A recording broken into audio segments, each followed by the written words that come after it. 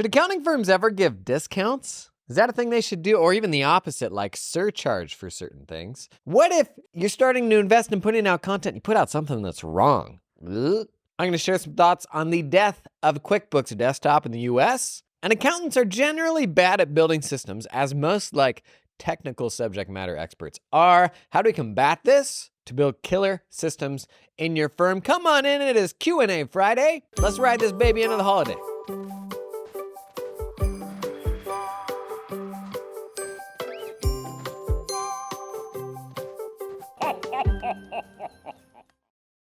Okay, I'm taking the next 2 weeks off. There will be no pods the next 2 weeks, no main channel vids the next 2 weeks, because you got better things to do than to be worrying about your accounting firm over the holiday.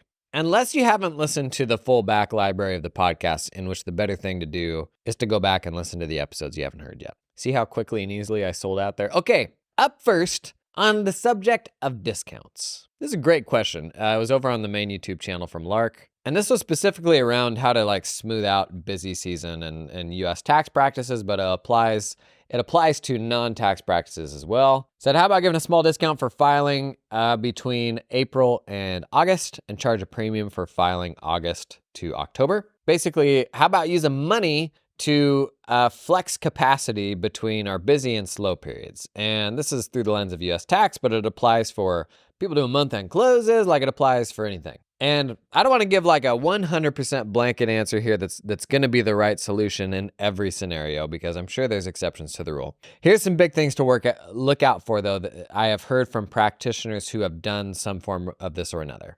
Discounting your service and ever framing it as a discount, I think, is probably something you want to avoid, because it opens a Pandora's box to the entire notion that what you do can be discounted and that it's somehow negotiable. I don't think you ever want to do that when you are doing discovery and sending proposals to clients and stuff like that.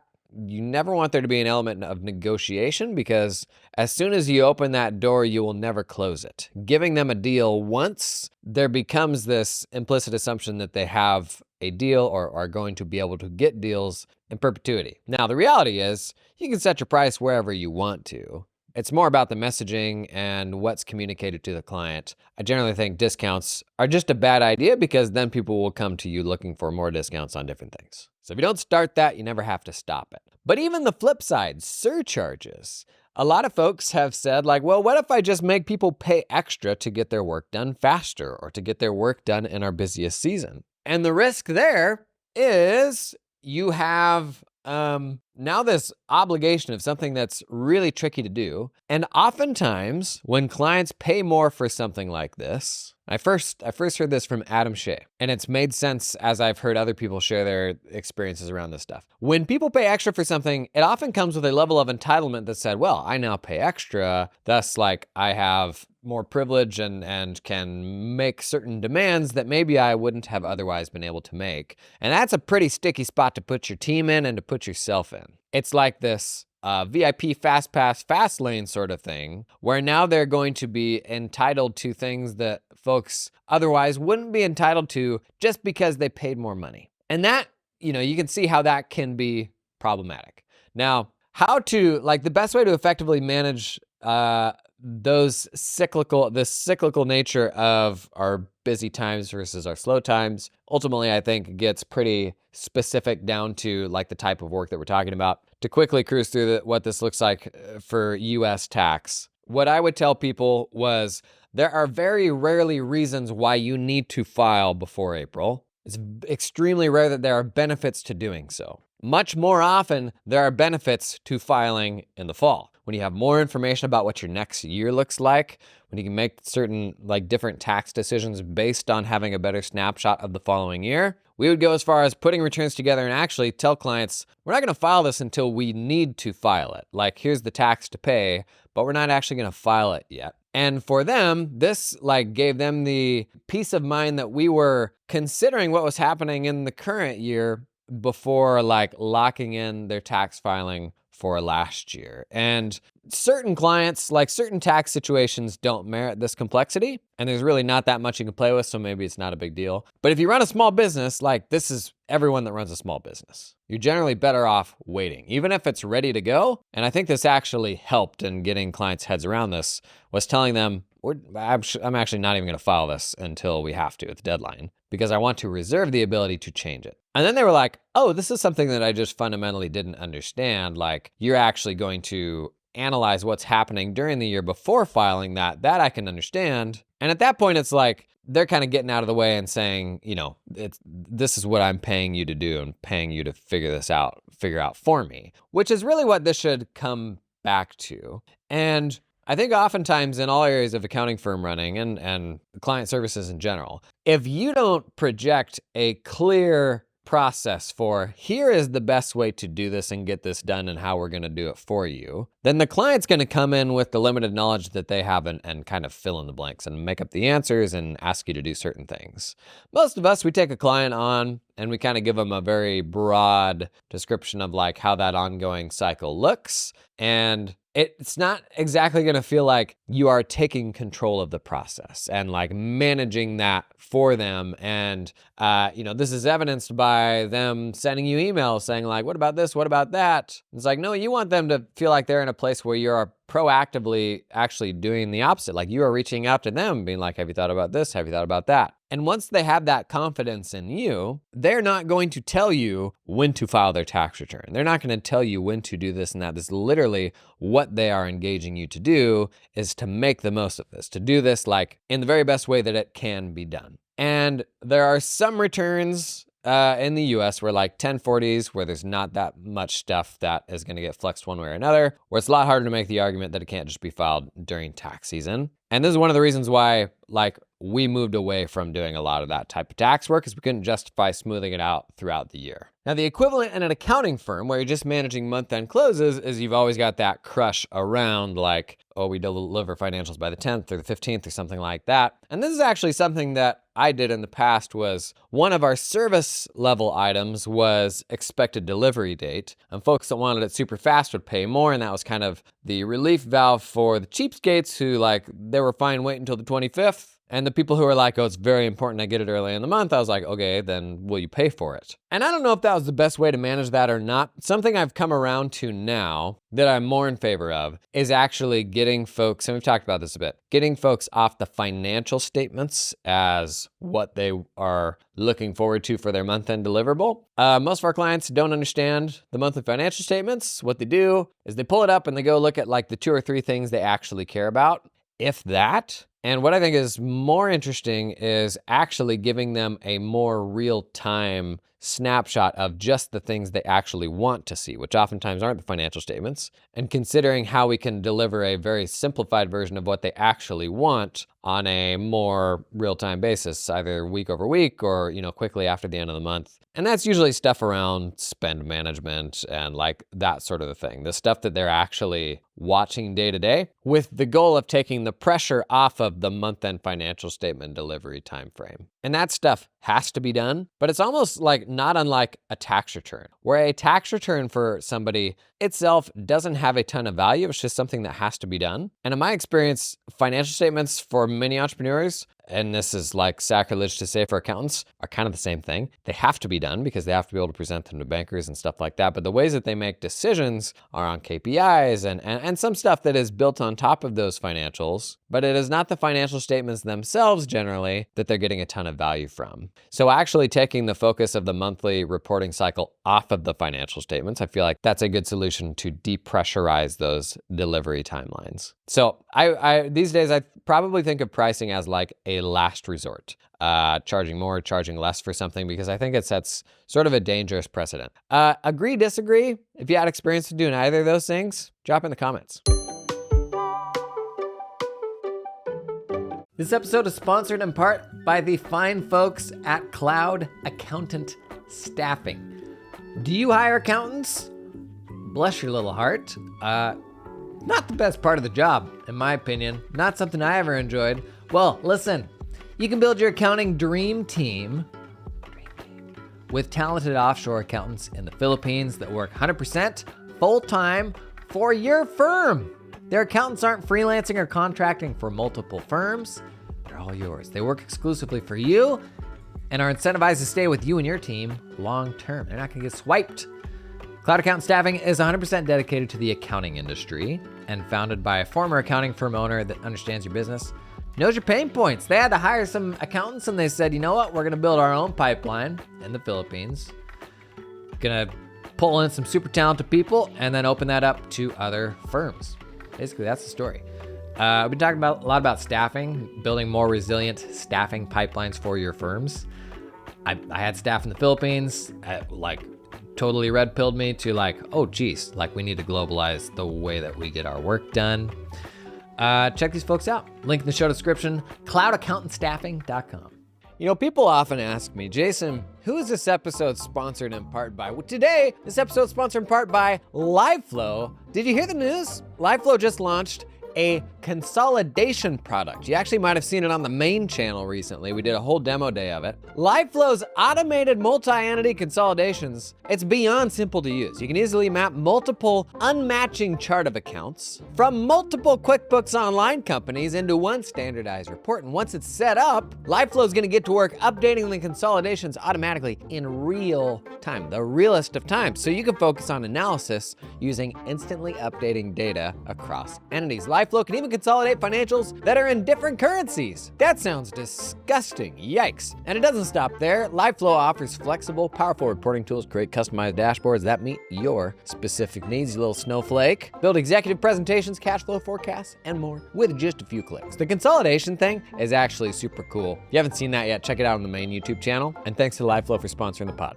Totally legit concern here, we'll share it in the YouTube comments, around content creation. How about putting stuff out there that may not be correct if you're not an expert? Like that tax planning advice, like when people give out, bad tax advice. They said it can be scary, but they're trying to just think through what are practical ways that can still be helpful. I think it totally depends on the way that you hold yourself out. Are you holding yourself out as an expert, or are you telling a story? Or are you sharing your journey? I think those things are much more compelling. You may have things that you can be an expert on, and maybe that's bookkeeping, maybe that's QBO, maybe that is tax. There's things you can speak about through the lens of being an expert, but there's a lot of other things that your clients and folks are very interested to hear from you that are well beyond the bounds of what you're an expert on, because you have access to a lot of relationships that those people don't. You think about a CFO. A CFO goes to be a CFO for a single company and does that for years. We have this amazingly privileged position where we get to do this stuff for tons of different companies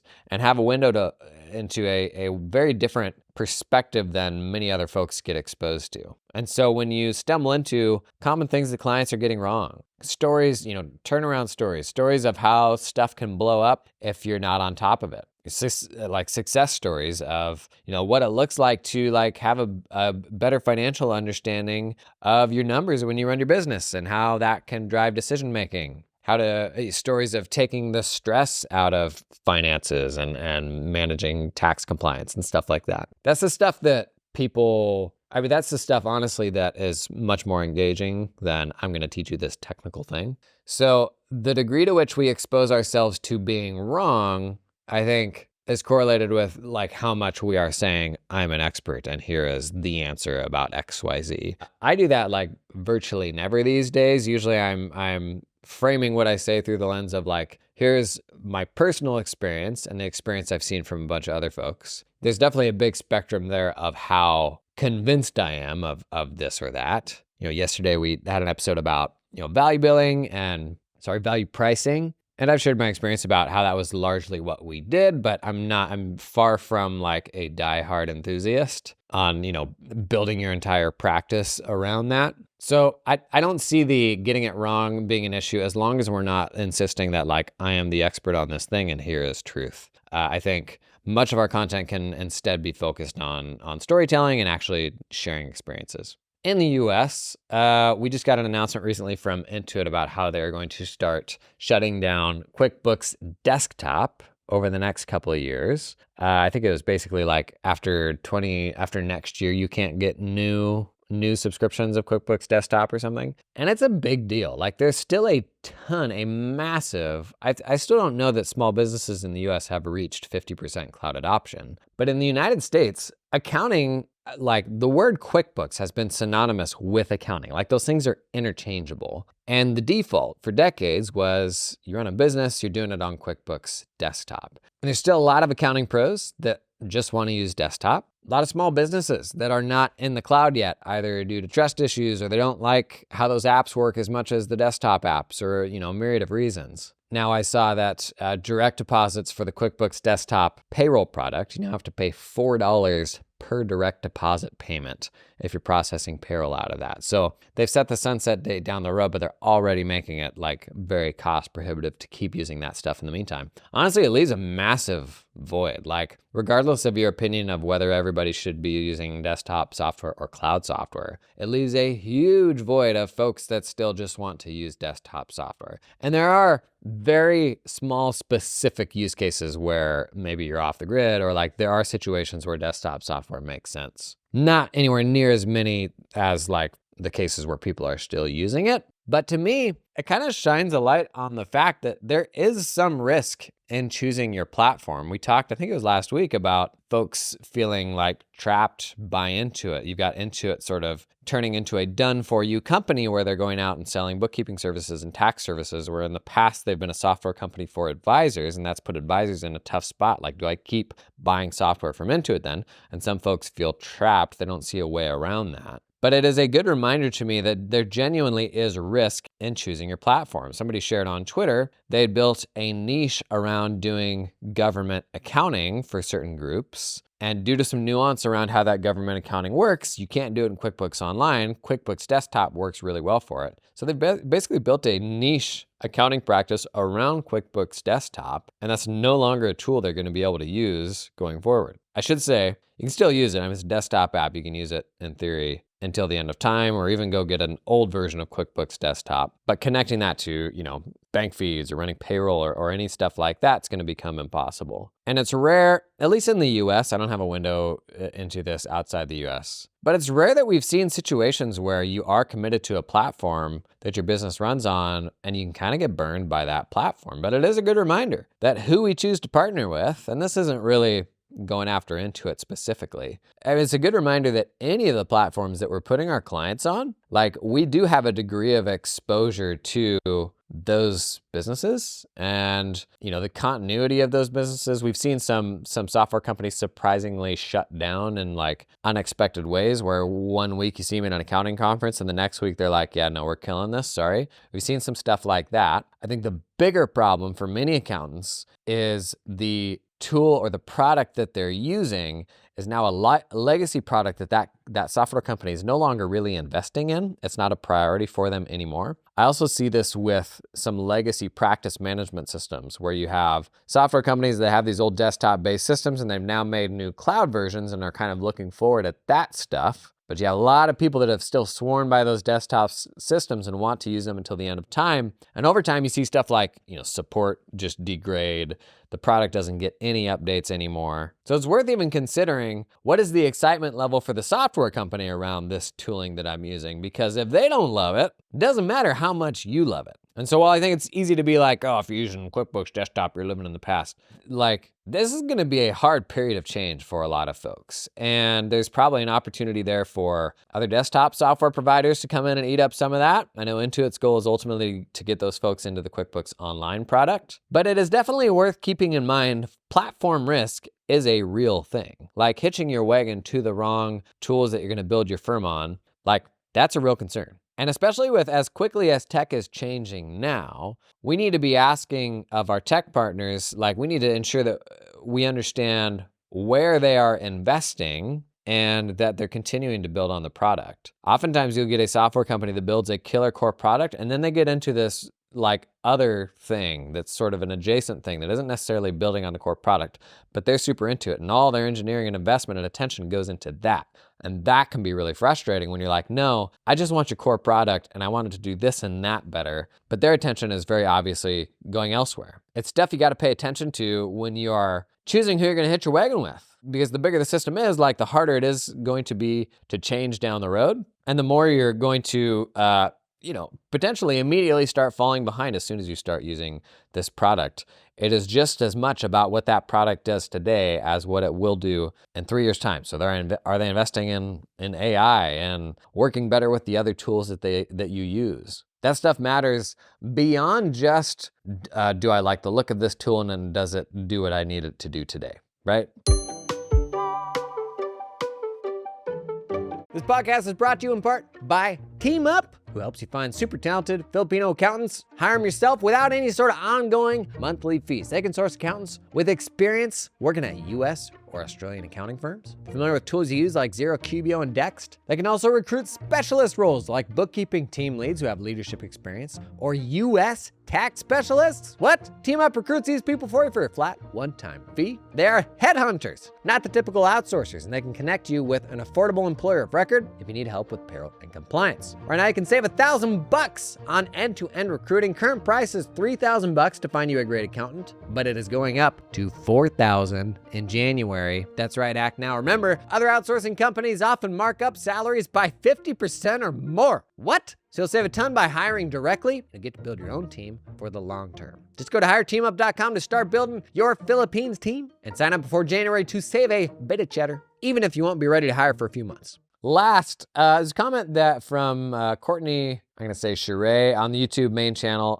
She said, I'm an operations manager for an accounting firm, and it's been an exhilarating experience to help my boss with his day-to-day operations and overseeing client deliverables, but I've noticed that accountants I've worked with have been disorganized when it comes to systems management. I assume that accountants would be highly detailed and organized considering they work with numbers all day. LOL, is this something you've encountered as well? I think accountants would probably argue that they are extremely detailed when it comes to the technical stuff. And there's like an unbelievable amount of nuance in many aspects of accounting that are really hairy and really high stakes if you get them wrong. And I think accountants pride themselves in getting that stuff right and ensuring the best outcome for the client. Now, the hard thing about that is at the end of the day, the client, in most cases, has absolutely no idea if the technical output is good or not, because it's very hard to benchmark any of this stuff. If you go to an accounting firm across the street and they give you a different answer, there isn't even an absolute benchmark for, was that a better answer or a worse answer? And so accountants kind of pride themselves in technical accuracy and doing things correct.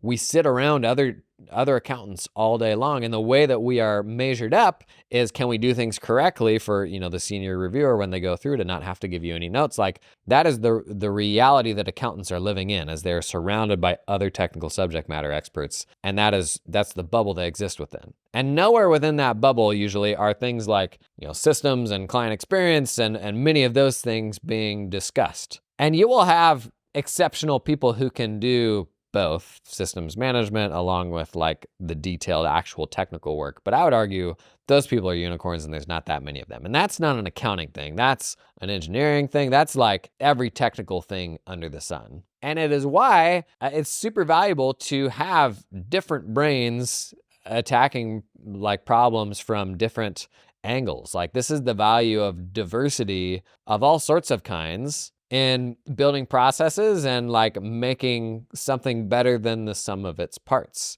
In fact, the person leaving this comment sounds like they're a non-accountant that's coming in as an operations manager. So they're probably coming in suited for like being the person that can build those systems. And the value of that person is just what you're saying here in this comment, is I'm not seeing a lot of attention paid to this or that.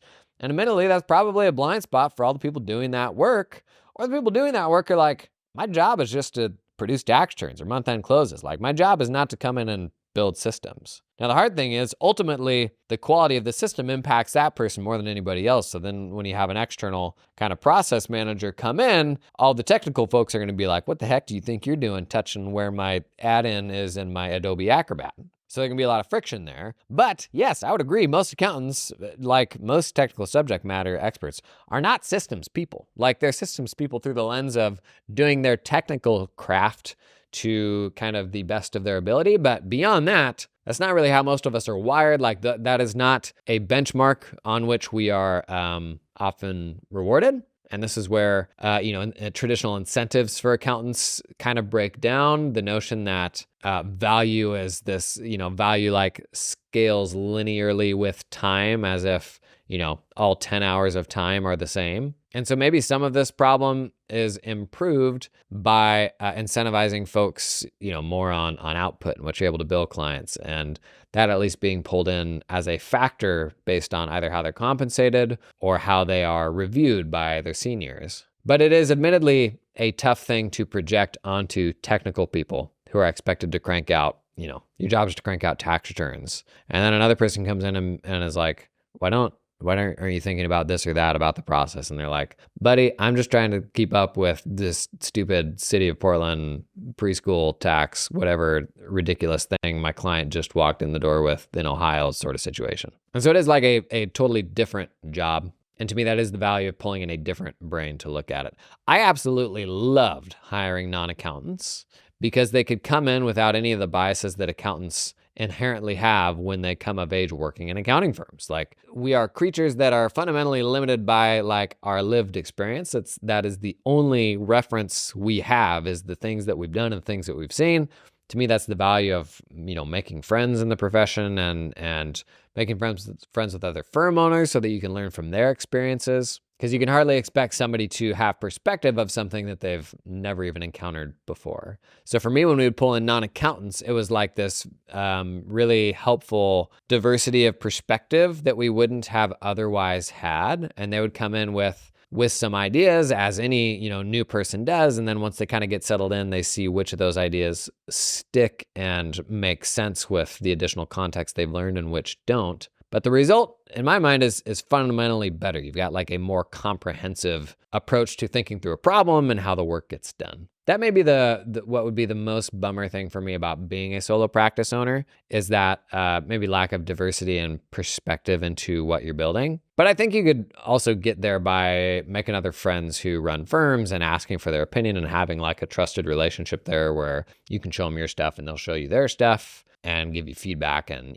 a non-judgmental way, and both of you get better along the way. That is it for Q&A Friday. Thanks for coming and hanging this week. I'm actually in Orlando next week for the New Money Summit. If you're going to be there, it will be fun to see you. Then doing holiday stuff. That next week we'll be back, I think, on New Year's Day to start another year of this silly little podcast. We're like up past 160 episodes. Bless all your little hearts for coming and hanging on this. I'm having fun. It'll be interesting to see what this evolves into in 2024. I'm thinking about kind of different recurring formats and how we structure something that continues to give people value every day and feel like you've got a spot to come and hang and just talk shop about this stuff in a way that's 80% of the time going to be encouraging and hopefully send you into your day with a couple new ideas. So thanks to all of you for coming and hanging this year, and I will see you next year, right? Bye!